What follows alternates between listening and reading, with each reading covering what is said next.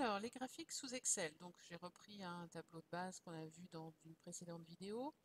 Et donc, à partir de ce tableau, on veut représenter différentes informations. Donc, on va commencer par le plus simple. Si par exemple, je veux tracer un graphique qui présente le regroupement du chiffre d'affaires par client sur les 4 trimestres, voilà, je vais pouvoir sélectionner mes différentes données. Donc, je veux voir les clients et je veux voir leur chiffre d'affaires par trimestre.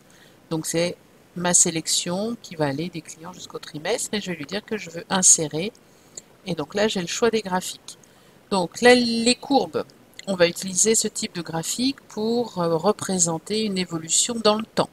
Donc là, ça pourrait s'y prêter, hein, on pourrait très bien avoir l'évolution du chiffre d'affaires dans le temps des 3 clients. Les secteurs, on le verra tout à l'heure, c'est plutôt pour représenter la part d'un client par rapport aux autres. Et les colonnes qui sont plutôt l'histogramme, donc qui va permettre de comparer des valeurs entre d'une catégorie à l'autre, donc d'un client à l'autre ou d'un trimestre à l'autre. Donc on va choisir celui-ci pour commencer, puisque là on veut bien pouvoir comparer les données par rapport au trimestre et au client. Donc si on a bien sélectionné, on se retrouve avec un graphique proposé par Excel tout à fait convenable. On a bien ici les trimestres, les clients. Il nous manque simplement un titre qu'on va pouvoir rajouter, donc répartition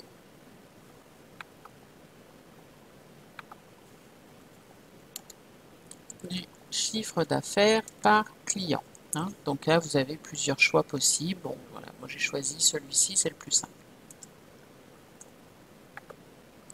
Et là, le graphique est fait.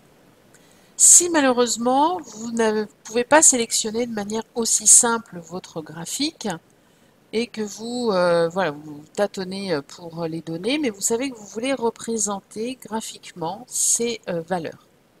Donc vous sélectionnez vos valeurs, même chose, insertion, colonne, le même graphique, hein, on va rester là-dessus. Et là, on voit que 1, 2, 3, 4, l'étiquette des abscisses ne correspond pas à des titres. Hein, par défaut, c'est 1, 2, 3, 4. Et série 1, 2, 3, on ne sait pas à quoi ça correspond. Bon, c'est l'ordre, hein, toujours, du tableau. Mais là, on voudrait mettre le nom des clients. Donc pour ça, on va aller dans Sélectionner des données et on va pouvoir modifier. Donc la série 1, modifier, c'est notre premier client. La série 2, modifier, c'est notre deuxième client, et ainsi de suite.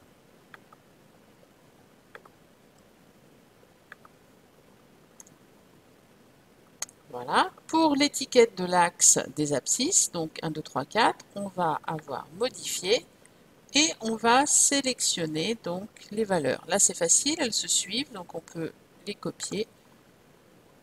Et voilà, on a ainsi les trimestres qui apparaissent et les noms comme tout à l'heure.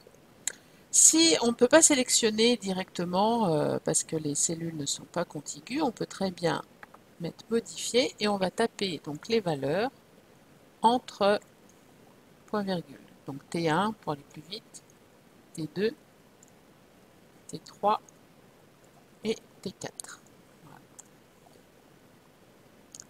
On n'a plus qu'à valider et donc à nouveau mettre notre titre répartition du chiffre d'affaires par client.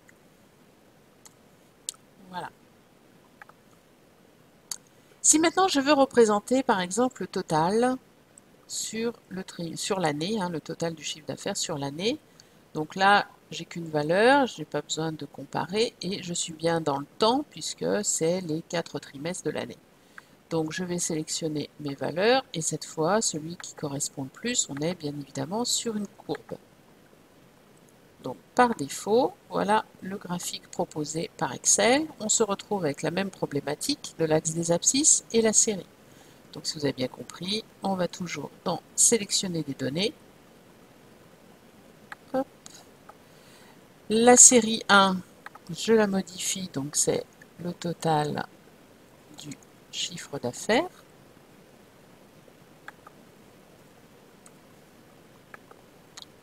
Voilà, et les séries, comme tout à l'heure, il s'agit de l'étiquette des abscisses des 4 trimestres. Et là, j'ai bien mon graphique. Vous pouvez, si vous le souhaitez, modifier la courbe, la couleur notamment. Donc pour ça, il faut bien évidemment la sélectionner et toujours clic droit, mettre en forme. Et là, vous allez pouvoir travailler sur le graphique. Donc le trait, un trait plein. Voilà, on peut choisir la couleur. Hop. Ensuite, on pourrait même choisir le style de trait. Bon, là, je vais laisser tout simplement. Hop, et voilà mon chiffre d'affaires. Dernière possibilité, donc je veux représenter la part du chiffre d'affaires total pour chaque client. Donc, puisque je veux représenter la part, cette fois-ci, je vais plutôt choisir un diagramme en secteur. Donc, brut, comme ça nous permet de travailler la mise en forme. Donc, même chose, je dois le retravailler. Série 1, je modifie, il s'agit du chiffre d'affaires par client. Donc, je peux même mettre annuel. Voilà. Et au niveau de la série, cette fois, hein, on a 3 parts, ça correspond à nos 3 clients.